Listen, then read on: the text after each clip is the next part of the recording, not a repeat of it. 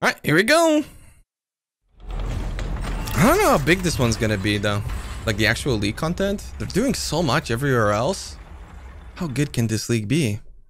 The day the demons found our world. 1-1. Super loud. The innocent were first to die. Demons. Oh my god.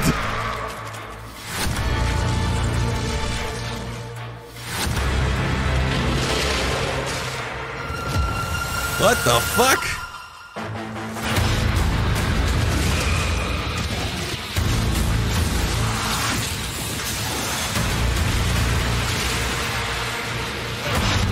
What the fuck? They approach your world. Is that the mechanic or no? Oh. You must take the fight to them. Did you see that mob bugging out? Embrace the power of chaos. Become more than mortal. Face the nightmare. Oh, unique items can be transformed.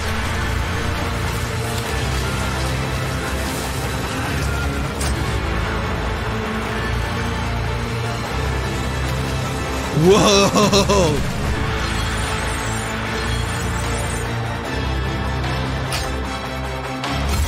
Masteries?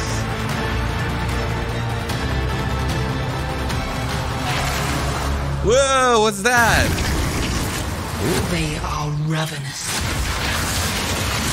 They are endless. They are the Scourge. I don't understand if the jump cats were the league, because you would like teleport, or if that was a jump cut. So confused. Patch notes The today? Path of Exile Scourge expansion contains a lot of new content and features. Wait, how do you guys know? To you today. Let's start with its namesake, the Scourge Challenge League. Yo. Upon leaving Lion Eye's watch, you're startled by a figure You said appearing out it? of nowhere, Wait, trying really? to escape from something you can't see. She hands you a Shut up, rusty-looking device called the Blood Crucible and urges you to implant it into your body. Ugh. As you play through each area in the Scourge Challenge League, the Blood Crucible fills with the blood spilled by monsters you have slain. Okay. Once it reaches a certain threshold, you're able to activate the device. This will instantly thrust you into a parallel reality, an alternate Rayclast where some form of apocalyptic event is occurring. This Rayclast is overrun by demons known as the Scourge. They're powerful, dangerous, and come in many forms. The more blood you have collected, the longer you can stay shifted into the parallel Rayclast. They said they're powerful. But the longer you stay, the more damage you'll take.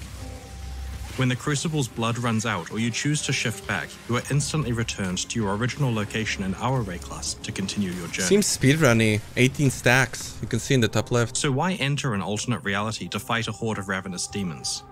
The answer to that question is exactly what you expect from Path of Exile. You're not there to save the world, you're there to find cool items. You can put an item inside the Blood Crucible. While you are killing the Scourge, it absorbs corruption from the alternate Rayclast and focuses it onto the item. After enough kills, your item is ready to transform. When it does, it becomes corrupted and gains a pair of Scourged modifiers. One of these is a beneficial mod and one is a detrimental mod. Oh. These Scourged mods are in addition to the regular explicit and implicit mods or enchantments on the item. There are many powerful beneficial mods available that can really improve your item. These don't look that powerful. The detrimental mods can significantly raise the requirements of the item, penalize your character's stats such as resistances, or outright turn off various mechanics like the ability to deal fire damage or gain charges. That looks decent. The goal of the transformation process is to get a beneficial mod that makes your item a lot more powerful, Whoa, while also rolling arms? a detrimental mod that doesn't hurt your build much or at all. There's a But if you get a keystone on it. combination you're unhappy with, then your item is not ruined. By putting it back in the Blood Crucible and killing even more monsters in the alternate Rayclast, you can transform it a second time, potentially getting a better pair of mods that overwrite the first. That doesn't look better. Equipment can be transformed up to 3 times, and each time it guarantees a minimum tier of beneficial and detrimental mods equal to the number of times it has been transformed. By the 3rd tier, you can start to get some very powerful effects. Triple damage? The Blood Crucible works on already corrupted items, so it's possible to add Scourged mods to items that you thought couldn't be improved any further. Yo! What the fuck? Talking about corrupted items, you're going to need a way to modify their sockets. While in the alternate ray class, you can find tainted chromatic orbs, tainted jeweler's orbs, and tainted orbs of fusing, which work exactly the same as their regular counterparts, but can only be used on corrupted items. Damn it, it is Tainted the boring orbs one. provide a significantly easier and cheaper way of modifying the sockets on your corrupted items than the crafting bench does. Ooh. While it's obvious that Scourged items can be among Path of Exile's most Not a powerful fan of that. in-game equipment, it's worth considering the huge impact that good Scourge modifiers can have on your run through the campaign. In our testing, we often manage to Scourge items that are far more powerful than leveling uniques. As you slay the Really? Scourge and other monsters It doesn't while seem that shifted, way. the Blood Crucible gains experience and can level up. You can allocate its skill points in its own Oh passive my skill God. tree, which allows it to specialize in many aspects, such as What? unlocking additional item slots, faster item transformation, better transformation outcomes, the ability to transform unique items, and so on. It's possible to eventually allocate every single one of the Blood Crucible skills, but it requires a lot of demon slaying. Oh my god. Okay, bro. Scourge's endgame is one where you control the level of risk and reward, or as we like to say in the business, it has a lot of player agency. Once you're exploring the Atlas of Worlds, you may gain the ability to place maps in the Blood Crucible alongside your equipment. When a map absorbs enough corruption and transforms, it gains a beneficial and detrimental effect in the same way that a piece of equipment does. It can also gain a modifier that changes the behavior of Scourge League in that map entirely. After all, when you combine two types of alternate realities together, the results are bound to be unpredictable. So confused. Maps can be transformed up to 10 times, increasing their risk and reward substantially. 10? each time. When a map is transformed a second or subsequent time, there's a chance that the new beneficial or detrimental modifiers stack alongside the existing ones, enhancing their power, or a chance that new modifiers are added. Be careful not to transform your maps too many times, of course, as they may become too dangerous to complete. Damn, aspirational content much? Softcore League much? Path of Exile Scourge introduces 6 new unique items, of which 3 have been added to the core drop pool and 3 can be found in That's so specific little. aspirational content. Are they gonna that be we'll reveal really later in fucking the live good? stream. Ul Natol's Vow is an amulet that effectively enables you to turn any 6-linked body armor into a 7-link. Support gems you socket into this amulet apply to skills in your body armor. While specific mods on items have allowed players to create 7-link skills in the past, What? this amulet lets you choose whatever support gem you want, including corrupted or awakened ones. Oh my It's god. only possible to find this unique item in specific content that we'll reveal later in the livestream. It truly is the Softcore League. The new Mageblood belt is one of the most powerful unique items to ever exist in Path of Exile. It permanently enables a number of your utility flasks, providing their benefits constantly with no work required on your part. This belt means that regardless of what your build is, you'll sustain your utility flasks during 100% of gameplay, even long boss fights. Mageblood is in the core drop pool and is exceptionally rare. What? Early next year, we will release a huge overhaul of Path of Exile's Atlas of Worlds endgame in the 3.17 expansion. Yes. In the meantime though, our October Scourge expansion introduces a bunch of changes that speed up how quickly you can set up and progress through your Atlas. We're also introducing more types of ultra-challenging endgame content for top players who want to put their best characters to the test. In order to substantially shorten the length of the Atlas grind, we've Damn, reduced looks the so number of empty. regions from 8 to 4. This implicitly reduces the number of watchstones required from 32 to 60. Only 118 bonus. We've also reduced the number of maps on the Atlas, so it's now approximately 100 plus the unique maps. We've rebalanced the bonuses for completing content so that by the time your Atlas is fully unlocked, you'll receive a slightly higher level of benefit than you did before. What about the Mavens? Because the number of regions has been halved, so have the number of Atlas passive trees. Okay. There are now 4 plus the Uncharted Realms. We've made each tree slightly larger and removed some less frequently used or duplicated skills. You'll still be awarded the same number of Atlas passive skill points as before. Oh. With these changes, each map you play constitutes far more progress than it previously did. What? About half as much work That's is now odd. required to reach Path of Exile's ultimate endgame. That's a weird choice. Okay. We've made some other changes to streamline the endgame also. For example, now when you unveil a modifier, all tiers of that modifier are immediately unlocked at the crafting bench. Oh. This applies to every veiled modifier, including the very rare ones. Fucking poggers. Thank God. Many of Path of Exile's Finally. past leagues have an endgame component that is designed to challenge Wasn't the best expecting players with that. the best builds. Over time, more and more of Path of Exile's experienced players have managed to defeat the game's hardest content. Our most difficult endgame content doesn't pose as much of a challenge as it once did. In the Scourge expansion, we have added a set of new aspirational content, Uber versions of Breach, Blight, Legion, Oh, you only needed one trigger even Delirium, before. Simulacrum, and a revamp of Delve. The Delve, talk Breaches about in the game Delve have also running revamp. breach stones, So which can weird. be placed in the map device to open portals to a Breach Lord's domain. For each Breach Lord, there are currently 4 tiers of breach stones, and you can upgrade between them using blessings. You had 2 crafts, but you Path of didn't Exile need 2 Scourge ranks. introduces a new This is tier, for ranks. Flawless breach stones. These can't be obtained via blessings, but are instead found in the Maven encounters where you fight the Breach Lords in their most challenging forms. These flawless breach stones require a substantially more powerful character to complete, but have rewards appropriate for their difficulty. Ooh. Existing breach stones now have 2 random modifiers, from a pool that doesn't include build disabling ones, such as not being able to leech. And the new flawless breach stones have 4 of these modifiers, which represents a significant jump in difficulty. Jesus. They can drop special versions of the Grasping Male body armor, which has a specific fractured modifier themed around the Breach Lord of that domain. The Ulnatol's Vow unique amulet we revealed earlier can only be obtained through flawless breach stones. Okay. All breach stones have been modified so that the items you earn from monsters are now dropped in the spiral at your feet when you complete or fail the event. In addition, rare monsters and breach domains drop an additional random reward type, such as scarabs, maps, or divination cards, with flawless breach stones adding 2 additional reward types. Fix All your breach loot stones are filter. far more rewarding than before. You animal. What is this loot filter? Blighted maps were previously our pinnacle Blight content and could be anointed up to 3 times to increase their difficulty and rewards. In the Scourge expansion, while you're playing Blighted maps, you may find a Blight Ravaged map. These have increased monster difficulty and are always monster level 85. They can be anointed up to 9 times with up to 3 of any one type of anointment. These incredibly challenging encounters can also yield one of Scourge's powerful new unique items. In Legion, you can combine up to 5 timeless emblems to enter the domain of timeless conflict.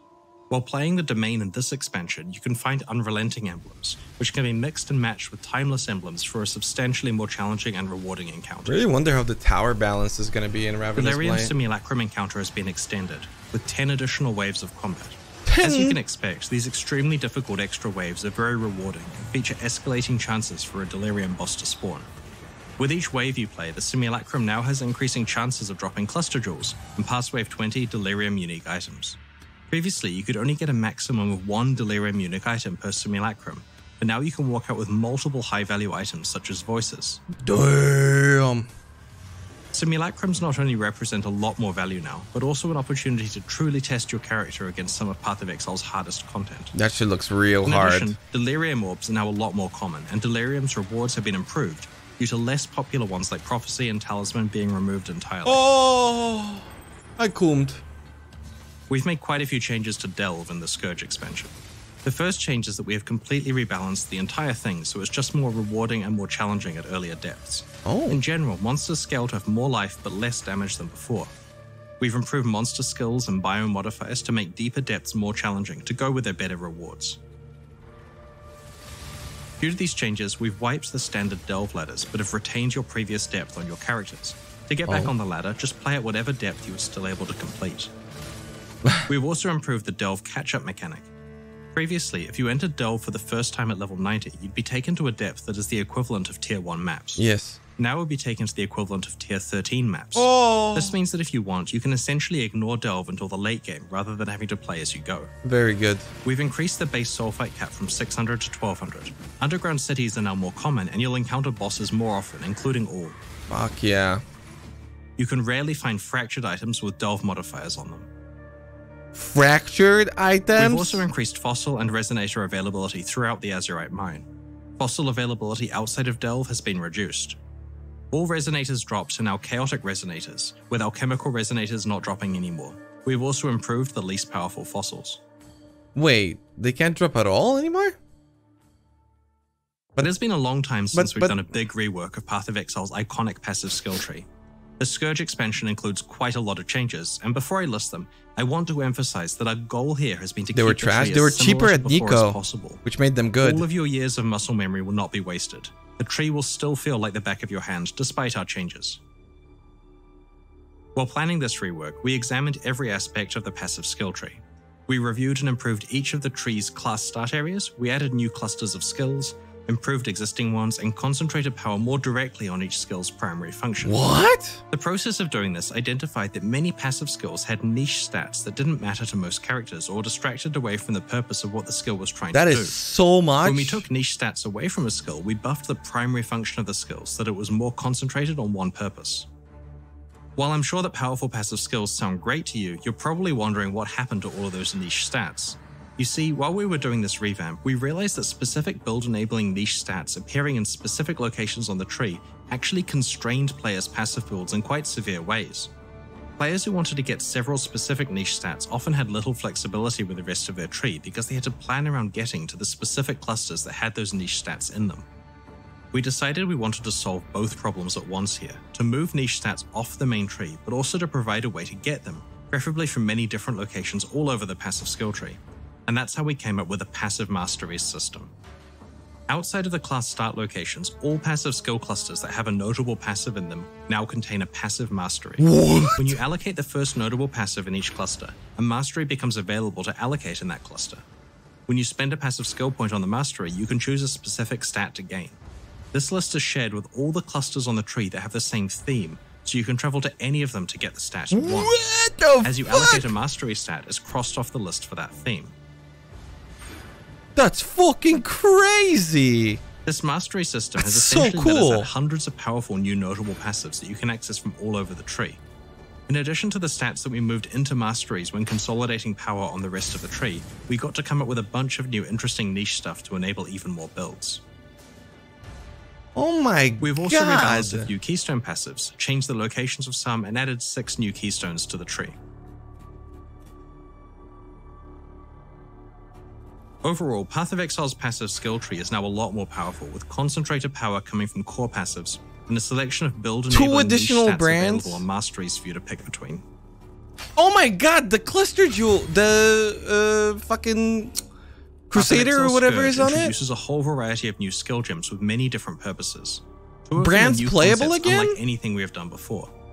These ones are designed to Like Holy immediately Conquest. create entirely new builds that have a lot of potential. There's also a utility skill that will help characters stay alive, a variation on an existing skill gem, and 6 new gems designed for party play. Let's go through the new skills. This is so much more. I knew that Energy there's going to Blade be a is a new lot. skill that transforms your melee weapons into, well, energy blades. A large portion of your energy shield is converted into the lightning damage that these blades deal. This opens up an entirely new melee energy shield archetype, where you want to stack as much energy shield as possible to get the most powerful blades you can. Conveniently, the defenses rework in this expansion is very compatible with this plan. Okay. Temporal Rift is a new utility skill that allows you to rewind your character's state by 4 seconds. After activating the skill, it starts storing your position, life, mana, and energy shield values every Weaver 4 seconds. ulti. When you use the skill again, you will reround back to 4 seconds ago. Literally Weaver The build ulti. shown here uses the Forbidden Rite skill introduced in the last expansion. This skill does a lot of damage, but also hurts the caster when used. Temporal Rift allows this player to snapshot their full life orb, cast Forbidden Rite a lot, and then revert back to full life to keep casting. I don't think that's going to Not happen. only is Temporal Rift incredibly useful in hardcore mode for obvious reasons, No. or while exploring maps efficiently, You just log but it out also instead. enables some interesting tricks with mana. If I'm Come to clicking a think of button, it, I'm it'd be logging pretty out. cool in Delve as well if you don't mess up the timing. Temporal Rift also prevents temporal chains from affecting you while it is in use. This is a really cool skill, but they're giving really bad examples Tornado as to is why another it's new useful. skill. As the name suggests, it creates a tornado that relentlessly moves towards enemies and pulses with damage. While the tornado is forming, you have a couple of seconds where it will absorb damage from projectiles you hit it with. Fire as many projectiles as you can into it during that period, and it'll power up, greatly increasing its damage output. Oh shit. It's like the Grim Dawn thing. The In dust the Expedition expansion, something we demon. introduced a skill called Explosive Concoction. Based on player feedback, we're improving the skill so that its projectiles are thrown faster, have a higher base crit chance, and have greater speed. Now that we feel that Explosive Concoction is sufficiently powerful, we're introducing a similar new skill called Poisonous Concoction. As the name implies, this one deals poison damage rather than fire damage, and consumes charges from your life flasks rather than your elemental flasks. Oh. Poisonous Concoction scales its damage based on how much life the consumed flasks recover, which encourages you to craft your flasks to take advantage The of base this. damage seems really fucking high, by the way. For a level 12 skill, it's really high damage. It's quite rare for us to introduce skills that only work for party play, but in the Scourge expansion, we've created a set of 6 that function in similar ways but do different things. These link skills create a bond between you and a specific party member, providing a big benefit to them while they stay within range. They've been playing way too much Dota. That if they Weaver die, so ulti, fucking IO. Soul Link protects your target by causing a percentage of damage they are dealt to be applied to your energy shield instead. If you have built a tanky character with a lot of energy shield, then you and your target will be protected by it. Protective Link grants your target a chance to block attacks that is equal to yours, and also grants some life gain on block to them. By default, the obvious use of this link skill is to allow you to specialize in block, and then use it to protect an ally that is specialized in something else, like damage. That's cool. But there are some cool tricks you might discover. For example, the Glancing Blows keystone passive doubles your block chance, but changes that so that you still take some damage from blocked attacks. In conjunction with Protective Link though, your target will receive your doubled block chance, but won't receive the drawback. Intuitive Link is socketed alongside a spell on your character, and that spell is triggered from your target's location when they hit an enemy. This could be useful, for example, if you have a party member who's cycloning through enemies, and you can trigger your spells from within those packs of enemies without having to get close yourself. What? There are 3 other link skills that we will reveal closer to release. As this expansion does include significant nerfs to Aura bot characters who stack auras for the benefit of their party members, these link skills give them a viable, more active playstyle. Oh, this doesn't Link seem very skills active. cannot normally be used with your minions, but we're adding a minion mastery to the passive skill tree that allows you to use link skills with them. However, this has a high ongoing mana cost that is difficult to stay on top of. Oh my god. In Path of Exile Scourge, we've done a lot of balance Okay, work, that's improving sick as flasks, fuck. element mitigation, general character defenses, and elemental damage over Alright, time. that's cool. We've made some changes to how stacking auras and curses works, and have buffed most awakened support gems. We've posted about the changes we intend in the last couple of weeks, and have been iterating on these changes based on testing and your feedback. We are posting the full Scourge patch notes after the Q&A portion of this livestream, so we'd encourage you to check out the full details of the balance changes there. We've seen it. Pretty good. We first introduced guilds alongside Path of Exile's initial release in Man, October people waited for this for 2015. so long. Our guild leaders and members have been patient for a very long time, and after 8 years, we're rewarding that patience with a wave years, of guild yeah. quality of life features. Not wrong. As a game about items, the functional Guild heart versus of a guild. Path of Exile guild is its stash. You can finally control-click items into and out of your guild stash and access other features such as the drop-down list of stashes, drag-and-drop stash ordering, affinities, etc. We have also introduced guild versions of all of the types of premium stash tabs, so guilds can finally enjoy popular tabs such as currency or map tabs. While shared guild tabs are a little more expensive than individual tabs because of their server costs and development overhead, we have bundled all of the exotic ones together in a single discounted bundle for guilds that want to invest in the whole lot at once. Oh shit. We have also added the ability to export a CSV file of your guild stash activity log for convenient auditing. We wanted to pair functional with fun, so we have introduced guild hideouts. Guild leaders can select any in-game or microtransaction hideout that they have unlocked and create a guild hideout based on Okay, that template. that's fucking These cool. hideouts are a great place to hold guild meetings or to just have as a space for members to meet up between maps. If you're hanging out in your guild's hideout, you can use its map device as though it was your own. Okay, that's We fucking understand sick. that not everyone is in a guild, so there's one hideout-related feature that we wanted to mention. We have entirely removed the favor system from Path of Exile.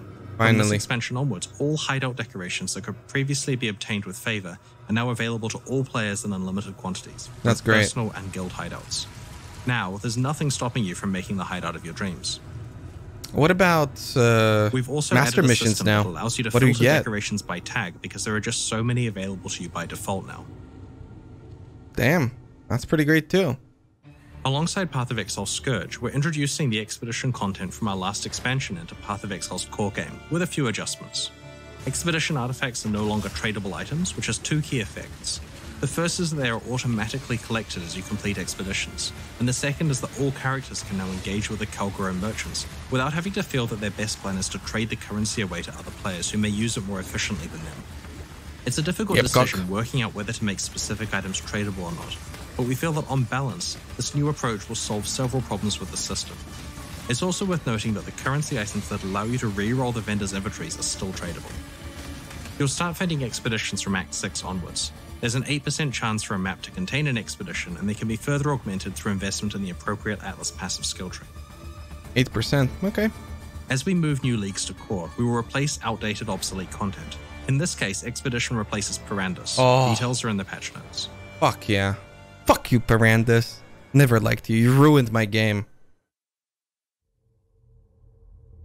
While clicking on items is a critical part of playing an action RPG, there's a fine line before it becomes a chore, and we're trying hard to make sure that clicks on items come with appropriate reward.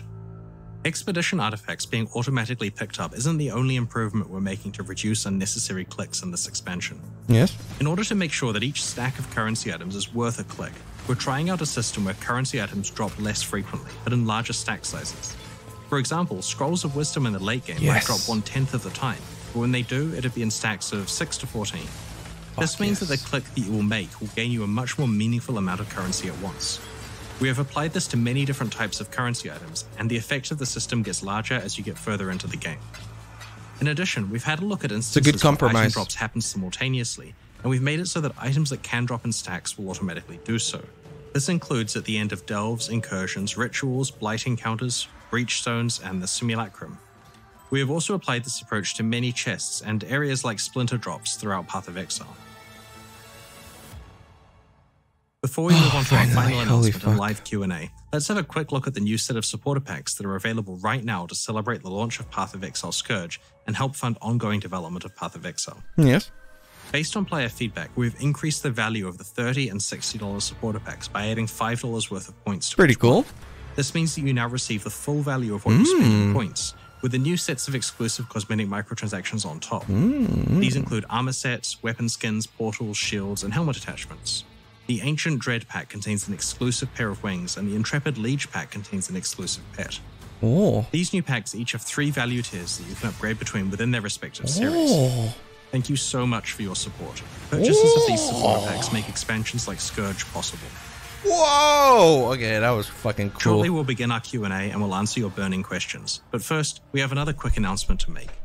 In the Expedition League, we teamed up with Twitch Rivals to run our first ever Path of Exile Royale live tournament. This event saw our favorite content creators teaming up in pairs to compete for awesome prizes. We're excited to announce that following the launch of Path of Exile Scourge, we're doing it again. This time around, competitors will compete alone, but we've added a unique twist. Towards the end of the match, surviving players may encounter a brutal but rewarding boss fight, which could have significant strategic implications for how they play the match. There's $30,000 of cash on the line, alongside some of Path of Exile's best microtransactions. What the fuck? Tune in on October 28th at twitch.tv/twitchrivals to see who will decimate their competition. That concludes the reveal portion of this live stream. Keep an eye on our news next week as we reveal more details about the Scourge expansion. In the meantime, these reveals are already live on YouTube. No, they didn't know anything about this live stream. Please do so and join us as we battle the Scourge alongside you next week. It's now time for the Q&A. If you have any questions about what we've shown you today, please get them ready because I'm about to be joined by ZIGGYD as we answer your questions from Twitch chat, and after that, we'll be posting the full Path of Exile Scourge patch notes. Looks pretty cool, boys. Not gonna lie, the skill tree stuff looks the fucking coolest. That was the coolest one, I think. I didn't think they're gonna go so big dick with the skill tree. Skill tree was huge. The skills look cool. The group play stuff looks pretty cool. The league itself looks pretty alright too. Really wonder how they're gonna pull off that one. Like balancing the difficulty. I usually like those sort of leagues a lot. Like Metamorph, but then more organic.